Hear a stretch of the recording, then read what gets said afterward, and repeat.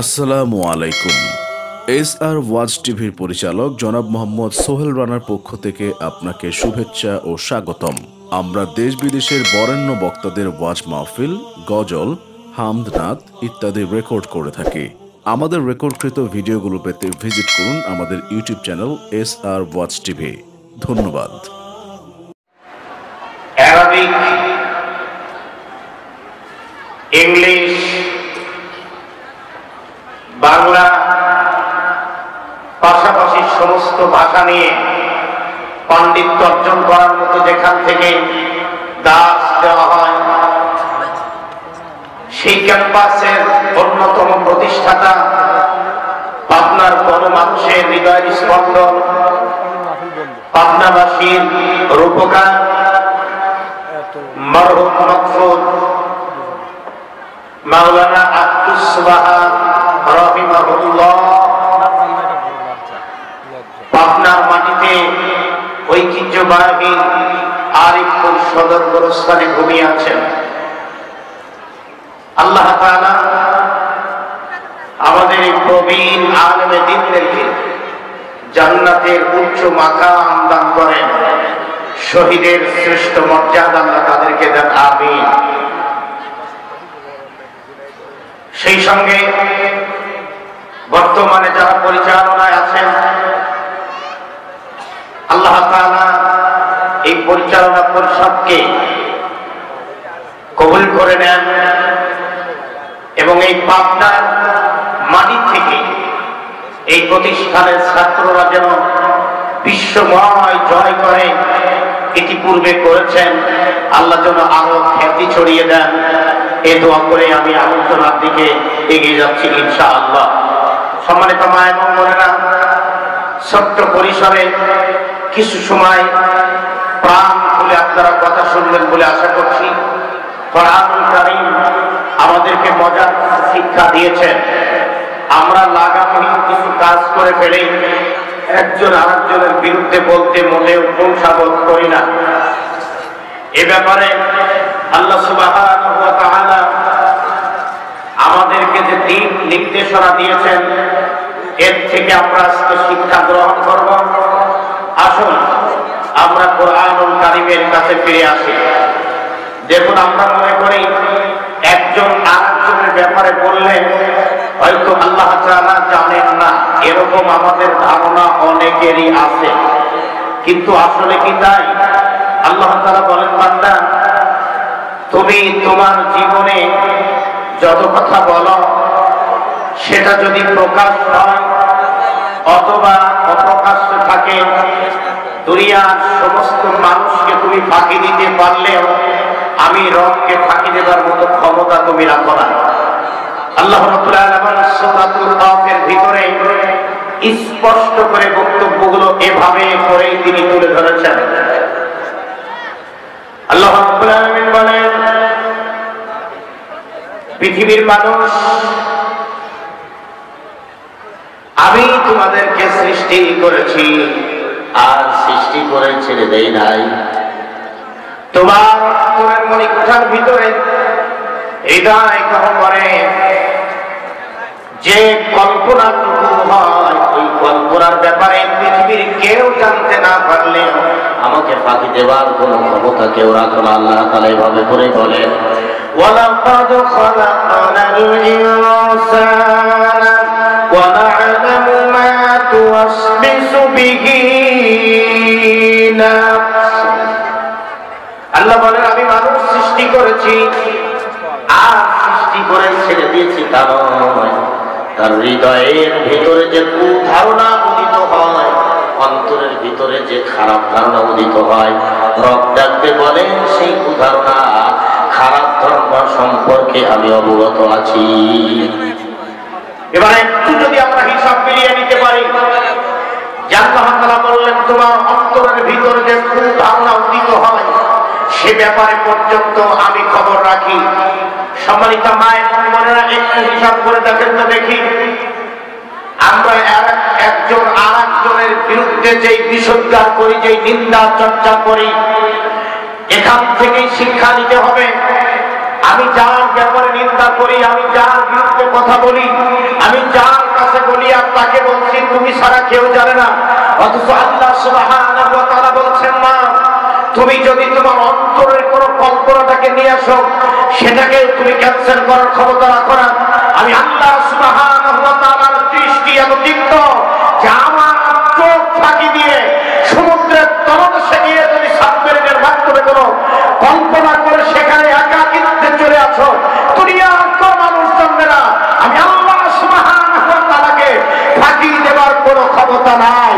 সুতরাং তামাম বিশ্বব্যাপী গণাক্তি জোয়ার দেখা যাচ্ছে, সেই গণজোয়ারটা হলো নাস্তিক মুরতাদরা ইসলামের বিরুদ্ধে কিছু তথ্য প্রচার করে, তথ্য সন্ত্রাস করে মা বোনদেরকে পর্যন্ত ইসলাম থেকে দূরে সরিয়ে নিয়ে যাচ্ছে এবং আপনাদেরকে বিদ্বেষমূলক কাজ করবার জন্য আলেমদের বিরুদ্ধে সেখানে লেলিয়ে দেওয়া হচ্ছে। এর থেকে প্রমাণ হয় আজকের থেকেই ওদের বিরুদ্ধে আমাদেরকে সিদ্ধান্ত নিতে হবে। তার প্রমাণ রাষ্ট্রের এই ময়দান থেকে এই সিদ্ধান্ত গ্রহণ করতে হবে।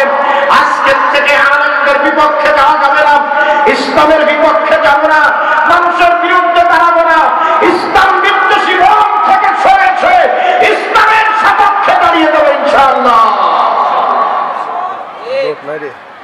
আধুনিক তাফসীরবিদরা বলেন, কোন মানুষ যদি জঙ্গলের গভীরে চলে যায় একা কি যাবে, সেখানে আর কোনো লোকের প্রয়োজন নাই। ওইখানে গিয়ে যদি ধীরে ধীরে কোনো কল্পনা করে, কেউ জানতে পারে নাই, দুনিয়ার কোনো মানুষ জানে না, যিনি ওখানে গেলেন তারও হয়তো দীর্ঘদিন পরে আর মনে থাকবে না, অথচ আল্লাহ তাআলা তাকে ফাঁকি দেবার মতো ক্ষমতা কেউ রাখে না। কিভাবে তিনি জানেন এ ব্যাপারে তিনি নিজেই এভাবে করে বলেন, ওয়ানাকানু আকরাবু ইলাইহি মিন হাবলিল ওয়ারিদ। বান্দারে, তোমার শরীরের নিকটতম শিরা চাইতে অতীব নিকটে আমি আল্লাহ তাআলা।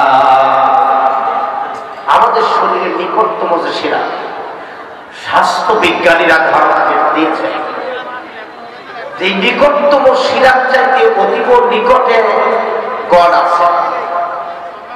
সে নিকটতম শিরাটা কি তারা গবেষণা করে দেখেছেন, মানুষের ব্রেন আছে পিছনের দিকে, মাথার পিছনের দিকে ব্রেন আছে, সেই ব্রেনের নিচে শক্ত হাড্ডি থেকে শুরু করে একটি শিরা স্পাইনালের ভিতর দিয়ে বায়ুপথ রেকটমের উপরের শক্ত হাড্ডির সাথে আল্লাহ তাআলা জন্মলগ্নে দিয়েছেন। এই স্পাইনালের ভিতর দিয়ে যে শিরাটা চলে গিয়েছে, এইটা হলো মানুষের নিকটতম। যদি ঘাড়ের থেকে কাপড় শিরাটা কেটে দেওয়া হয়, সামনের দিকে কাটার প্রয়োজন নাই, রক্ত খনন হয়ে কিছুক্ষণ পরে দুনিয়ার থেকে সে চিরবিদায় হয়ে যাবে। স্বাস্থ্যবিজ্ঞানীরা বললেন এটাই হলো নিকটতম জায়গা। মানুষকে আল্লাহ তাআলা এর চাইতে নিকট থেকে দেখেন, তাকে জানেন তার অবস্থা সম্পর্কে।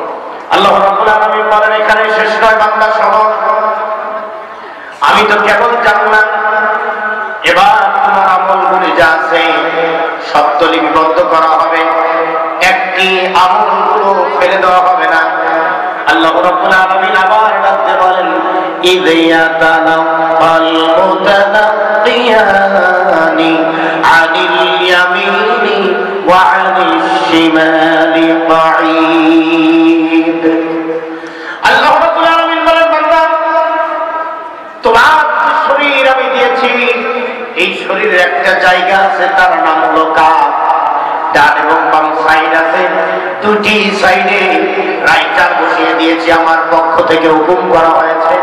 এদের কাজ হলো তোমার জীবনে যত আমল তুমি করবে, সমস্ত আমলগুলি সেটা ভালো হোক অথবা মন্দ হোক, সব আমার এই ফেরেশতারা লিপিবদ্ধ করে রাখবে। ওই ফেরেশতাদের নামের ব্যাপারে আমরা যদি একটু চেক করি, কুরআনুল কারীম বলেন, কিরামান কাতিবিনা ইয়ালামুনা মা তাফআলুন। কিরামান মানে সম্মানিত, কাতিব মানে লেখকবৃন্দ।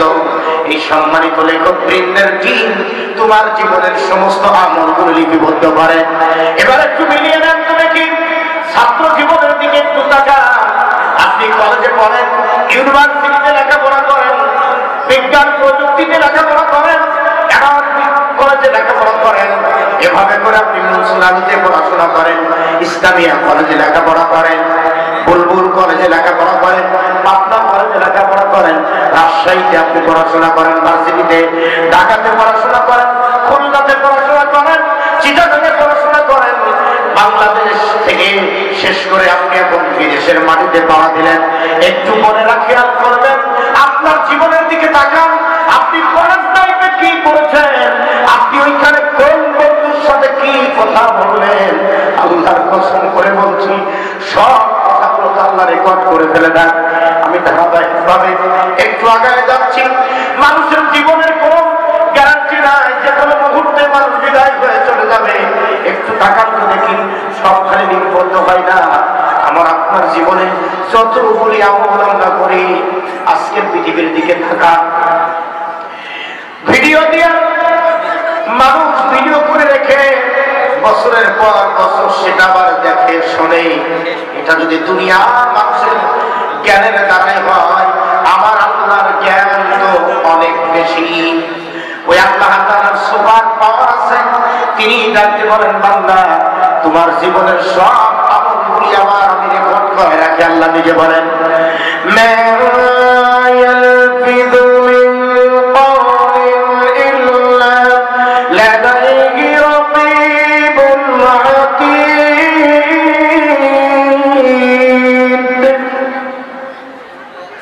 আল্লাহ সুবহানাহু ওয়া তাআলা ডাকতে বলেন, মানুষ এমন কোন কথা বলে না যে কথা রেকর্ড করাই হয় না। তার মানে পৃথিবীর মানুষ যত কথা বলে, প্রত্যেকটা কথা আল্লাহ সুবহানাহু ওয়া তাআলা রেকর্ড করায় ফেলেন। সম্মানিত ভাইগণ বোনেরা, এবার বলেন তো দেখি, আমরা যখন কথা বলি, জিহ্বাকে কন্ট্রোল করার দরকার, সবটাকে কন্ট্রোল করে পারেন। সিলভার টাং যদি আমাদের হয়ে যায়, এটা তো নিবন্ধ করা হয়ে যাবে। কত শ্লীল কথা বললাম শাশুড়ির বিরুদ্ধে, শ্বশুরের বিরুদ্ধে।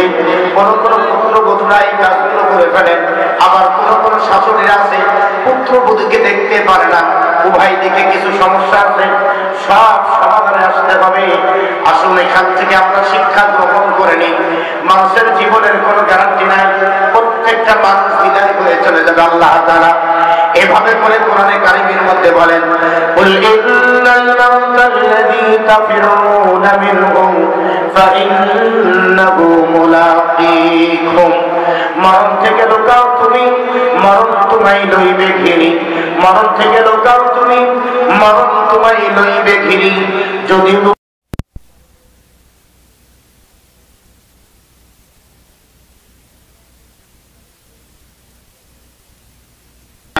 হইলে কি হবে, পারিবে না তারে ফেরাতে। কবি নজরুলের কাব্য কোরআনের সাথে এতটা মিল। এদিকে তাকায়,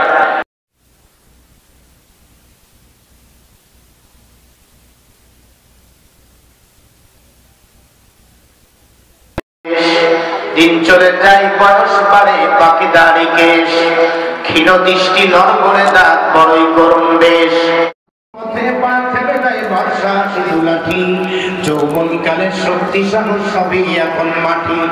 খাবার রুচি ফুরিয়ে গেছে, হয় না ছেলে বাজাও। জ্ঞান বুদ্ধি হারিয়ে এখন চেয়ে থাকে কান ফেলে। মরণ পথে পাড়ি দিয়া ভাবছি শুধু তাই, যখন সময় হলো ঠিকই পথের সম্বল না। সম্মিলিত মা এবং বোনেরা, চলতে যেতেই হবে, কোনো সম্বল আমাদের নাই। রাজশাহী যাবেন, ঢাকা যাবেন, চিটাগাং যাবেন, খুলনা যাবেন, বরিশাল যাবেন, দিনাজপুর, কুড়িগ্রাম যাবেন, পঞ্চগড়, তেঁতুলিয়াতে যাবেন। পুঁজি আপনার না থাকতে পারে, গাড়ির স্টাফ আপনাকে অপমান করবে। এখন আপনি হিসাব করিয়ে নেন, আপনি যখন এখান থেকে বের হয়ে যাবেন, আর এবার যাকে আল্লাহ আপনাকে নিয়ে যাবে। পুঁজি যদি না থাকে, ওই যে অপমান লাঞ্ছিত শুরু হলেন, আর বাঁচাবার কোনো লোক থাকবে না। একটু মিলাই নেন তো। এখন একটি কথা আমার মনে পড়েছে, আমরা তো চলে যাবই। আমার বাস্তব জীবনের ছোট্ট একটা কথা 2 মিনিটে বলি। গত 18 ডিসেম্বর ময়মনসিংহ জেলা গফরগাঁয়ে আমার প্রোগ্রাম ছিল।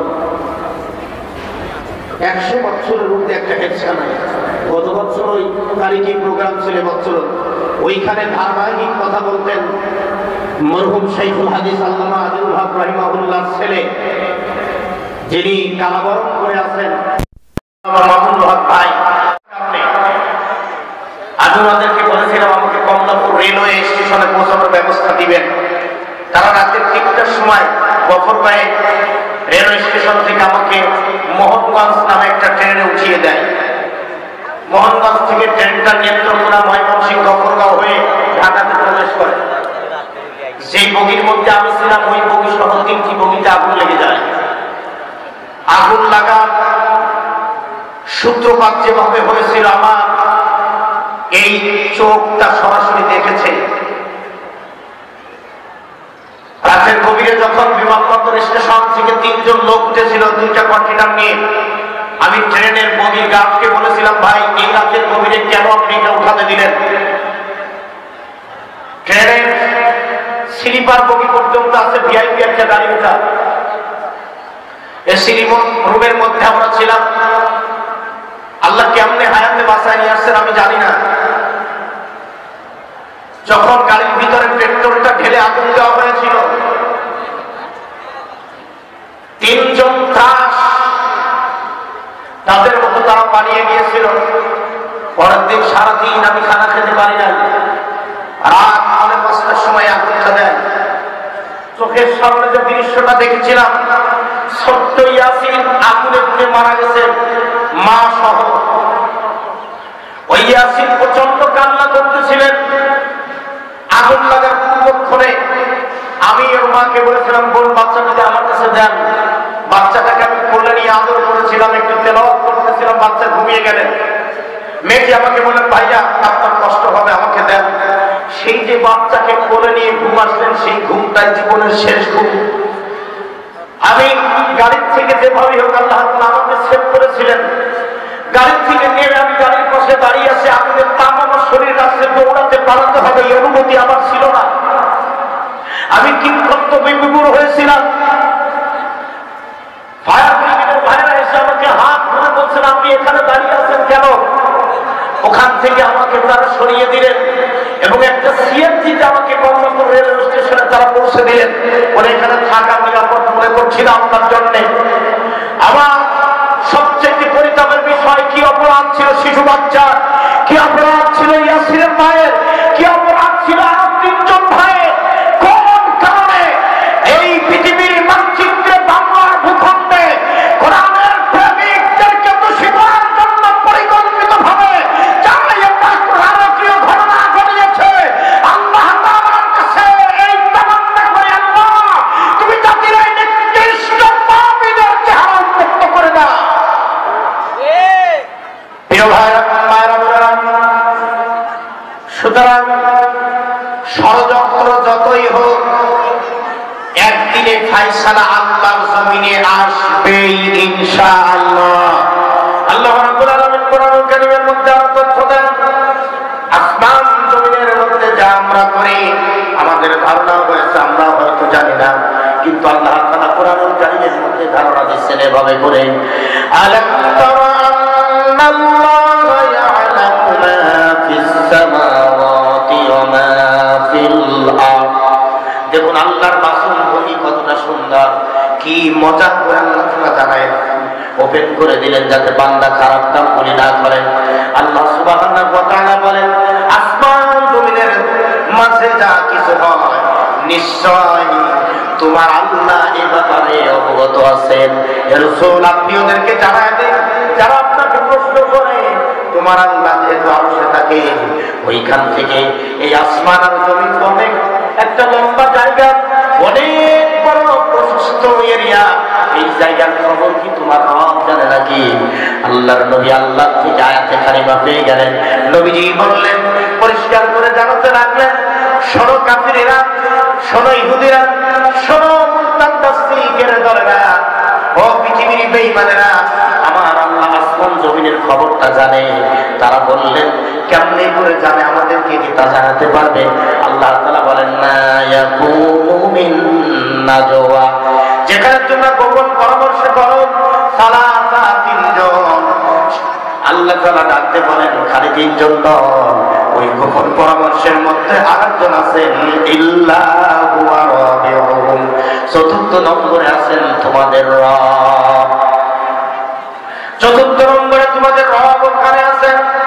আল্লাহ তাআলা বলেন ওয়ালা খামসাতি, যেখানে তোমরা পাঁচজন গোপন সলা পরামর্শ করো, ষড়যন্ত্র করছো মানুষের বিরুদ্ধে, ভালো মানুষগুলোর বিরুদ্ধে ষড়যন্ত্র যারা করলে, আল্লাহ তাআলা ডাকতে বলেন সেখানে শুধু তোমরা পাঁচজন তা নয়, ইল্লা হুয়া সাদিসুহুম, ষষ্ঠ নম্বরে আরেকজন আছেন, তিনি হলেন আমাদের রব।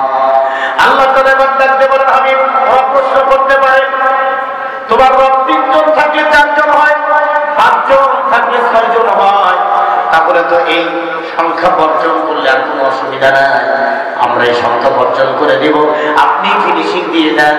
ওয়ালা আদনা মিন যালিকা, সংখ্যায় তোমরা যদি এর থেকে কম হও, তিনও দরকার নাই, পাঁচের কোনো প্রয়োজন নাই, এর থেকে যদি তোমরা কম হয়ে যাও, আল্লাহ তাআলা ডাকতে বলেন আবার এভাবে করে ওয়ালা আকসারা ইল্লা হুয়া মাআহুম আইনামা কানু, অথবা এর থেকে বেশি হও, তিনজনের পাঁচজনের কমও যদি হও, তিন আর পাঁচের যদি তোমরা বেশি হয়ে যাও, আল্লাহ তাআলা ডাকতে বলছেন না বান্দা, স্পষ্ট করে দিলাম আমার হাবিবের মাধ্যমে, পরিষ্কার করে দিলেন বান্দা তোমরা আছো যেখানে আমি আল্লাহ আছি সেখানে। তার মানে হলো আমাদের বিরুদ্ধে যতই ষড়যন্ত্র হোক না কেন, যত ষড়যন্ত্র করে মানুষদেরকে বিদায় করে দেওয়া হোক না কারণ, ফাঁসির মঞ্চে চড়িয়ে দেওয়া হোক না কারণ, হাসতে হাসতে না দুনিয়া থেকে বিদায় হয়ে চলে যাবে, জান্নাতের মেহমান হয়ে যাবে। যারা ষড়যন্ত্র করেছে এই ষড়যন্ত্রের মোকাবেলায় আমার আল্লাহ তাদের সব আমলগুলি কিয়ামতের দিন বের করে দিবেন, এই ব্যাপারে আল্লাহ তথ্য দিচ্ছেন। আপনার এই মাটি শহীদের মাটি, এই মাটিতে জানাজা হলো বৃষ্টির দিনে আমি নজর করেছিলাম, মানুষ বৃষ্টির মধ্যে ভিজে যাচ্ছেন, এরপরে মানুষ লক্ষ লক্ষ জনে জমায়েত হয়ে গেল, অঘোষিত জানাজা মানুষকে দেখলাম সেদিন ট্রাস্টের ময়দান ভরে গেল, ট্রাস্টের ক্যাম্পাসে জায়গা নাই, সাথে জায়গা নাই, সাইডের লাইনে জায়গা হয় না, সব জায়গায় ভরে যায়। এটা সেই মাটি, বাগদার সাথিয়ার মাটি, শহীদের মাটি, মাওলানা মাটি ফজলুর রহমান নিজামী রাহিমাহুল্লাহ তিনিও এইভাবে করে জীবন দিলেন। পিরোজপুরের মাটি আল্লামা দেওয়ার হোসেন সাইদি তিনিও প্রমাণ করে দিয়েছেন ইসলাম থেকে কাউকে সরিয়ে দেওয়া যায় না, এটা চিরন্তন থাকে, ষড়যন্ত্র করে মানুষের ভালোবাসা মুছে দেওয়া যায় না। জানাজা ঠেকানো হবে, বন্ধ করা হবে, কায়দার জানাজা দেখলাম এত পরিষ্কার অবস্থান এসে গেল, তার মানে হলো মানুষ একবারে পরিষ্কার পরিচ্ছন্ন ভাবে বুঝতে পারে ভালোবাসা টাকা দেওয়া হয় না, এটা অন্তর থেকে আল্লাহ বের করে দেন। সুবহানাল্লাহ। আল্লাহ রাব্বুল আলামিন বলেন কিয়ামতে আমি দেখায় দেব, সুম্মা ইউনাব্বিউহুম বিমা আমিলু ইয়াউমাল কিয়ামা, কিয়ামতের দিন আল্লাহ তাআলা সব আমলনামাগুলো প্রকাশ করে দিবেন, যা জীবনে আমরা করেছি সব আল্লাহ বের করে দিবেন। রাতের অন্ধকারে দিনের আলোতে গোনা করেছি সেটাও বের করে দিবেন, মানুষ নিরুপায় হয়ে যাবে। আল্লাহ বলেন আমার ক্ষমতা কতদূর তোমরা জানো না, এবার শুনে নাও, এভাবে করে বলেন ইন্নাল্লাহা বিকুল্লি শাইইন আলীম, নিশ্চয়ই আল্লাহ তাআলা সর্ব বিষয় সর্বজ্ঞ, আসমান আর জমিনের মাঝে আল্লাহর সমকক্ষ কিছুই নাই। সুতরাং কিয়ামতে আল্লাহ সব ওপেন করে দিবেন। আল্লাহ যেহেতু ওপেন করে দিবেন, আল্লাহ ওপেন করে দিলে আমরা তো নিরুপায় হয়ে যাব। একটু ছোট্ট পরিসরে কথাগুলো বলার চেষ্টা করছি। দেখুন তো দেখি আমাদের গ্রাম জগৎ আর থাকবে না, মানুষ থাকবে না, কোনো প্রাণী থাকবে না। আল্লাহ তাআলা বলবেন মান বাকিয়া ইয়া মালাকুল কি বাকি আছে বলো, আসমান জমিনে কেউ নাই, মালাকুল মউত বলবেন আল্লাহ মিকাইল ইসরাফিল জিবরিল আমিন আছে। আল্লাহ বলবেন এদের রূহ আনো, এদেরকেও আল্লাহ হুকুমে জিবরিল আমিন সহ সব ফেরেশতাদের রূহ তাতির নিয়ে যাবেন। আল্লাহ তাআলা আবার বলবেন মান বাকিয়া ইয়া মালাকাল মাউত, কি আর বাকি আছে বলো? মালাকাত মাউত বলবেন আল্লাহ কেউ নাই, এখন আমি তোমার সামনে বসা। খুব সংক্ষিপ্ত বলছি। মালাকাল মাউত কে আল্লাহ বলবেন মাউত ইয়া মালাকাল মাউত, তিনবার বলবেন মালাকাল মাউত, তুই মরে যা, তিনিও মরে যাবে। পৃথিবী একটি প্রাণী এখন না, গান 3:30 সময় আর দেরি হবে না। এই পৃথিবীতে মুহাম্মদ একদিন আসবেন। আল্লাহ তাআলা এই পৃথিবীকে প্রশ্ন করবেন ইয়া দুনিয়া আইনা শারুকি, ইয়া দুনিয়া আইনা নারুকি, ইয়া দুনিয়া আইনা জিবহালুকি। আল্লাহ তাআলা বলবেন দুনিয়া তো দরিয়া কই, পাহাড় পর্বতগুলি কই, গাছপালাগুলি কই, কোনো জবাব থাকবে না। চতুর্থ নম্বরে আল্লাহ ডাকতে বলবেন ইয়া দুনিয়া আইনা জাব্বারুকি, ওই সেই স্বৈরাচাররা যারা আমার নিরীহ মানুষের উপরে নির্যাতন চালাতো। এবার কিয়ামত অনুষ্ঠিত হলো। আল্লাহ তাআলা বলবেন লিমানিল মুলকুল ইয়াউম, আজকে রাজত্ব কার, দাসত্ব কার, আধিপত্য কার? কেউ কোনো জবাব দিবেন না। আল্লাহর প্রশ্নের জবাব আল্লাহ তাআলা নিজেই দিবেন। লিল্লাহিল ওয়াহিদিল কাহ্হার, আজকে রাজত্ব সার্বভৌমত্ব কেবলমাত্র শুধুমাত্র এই আধিপত্য আমি আল্লাহ রাব্বুল আলামিনের আর কারণ কারণ নয়। ওই দিন আল্লাহ তাআলা আমলনামাগুলো সব মানুষ ওপেন করে দিবেন। আল্লাহ তাআলা আমলনামা ওপেন করে দেওয়ার পরে ইমানদারদের সামনের দিক থেকে আমলনামা ডান হাতে আসবে, বেঈমানদের পিছন দিক থেকে বাম হাতে আসবে। আমলনামা যারা ডান হাতে পাবে তারা ভাগ্যবান, জান্নাতের মেহমান হয়ে যাবে। আল্লাহ আমাদের আমলনামা তুমি দয়া করে ডান হাতে দিও। ওই সময় আল্লাহ তাআলা বলেন ইকরা কিতাবাক, তোমার কিতাব পড়ো। বান্দার হাতে যে পেপারসটা পেয়ে যাবে, যে কাগজপত্রটা পেয়ে যাবে, ওই কিতাব আল্লাহ পড়তে বলবেন। বান্দা কিতাবের দিকে নজর করে দেখবেন। আল্লাহ তাআলা বলবেন ইকরা কিতাবাক, তোমার কিতাব পড়ো।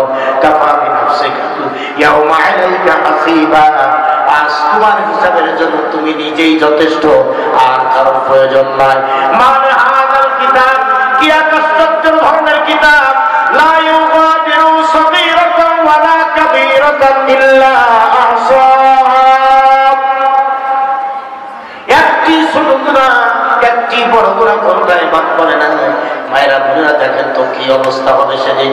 ছোট একটা গুনাহ বাদ পড়বে না, বড় একটা গুনাহ সেদিন বাদ পড়বে না। হযরত ওমর রাদিয়াল্লাহু তাআলা জান্নাতের সার্টিফিকেট একজন সাহাবী ছিলেন। রাসূলুল্লাহ বলেছেন আবু বকর ফিল জান্নাহ, ওমর ফিল জান্নাহ। ওমর আমার আবু বকর জান্নাতি, ওমর জান্নাতি, এভাবে 10 জন সাহাবীর নাম রাসূলুল্লাহ একসঙ্গে ঘোষণা করেছিলেন। সেই ওমর সাহাবীদের মজলিসে একজন বললেন, সাহাবীদের মজলিসে বলেন কেন আসো, আমাকে একটা হতাশা ব্যঞ্জক আয়াত শোনাও। একজন সাহাবীর কণ্ঠে সঙ্গে সঙ্গে আওয়াজ এসে গেল ফামাইয়ামাল মিসকালা যাররাতিন খায়রান ইয়ারা ওয়া মাইয়ামাল মিসকালা যাররাতিন শাররান ইয়ারা। অনুপ পরিমাণ নেকামল যদি তোমরা করো আর বদমল করো, কিয়ামতের দিন তাওফিক করা হবে, দেখায় দেওয়া হবে, মানুষ নিরুপায় হয়ে যাবে।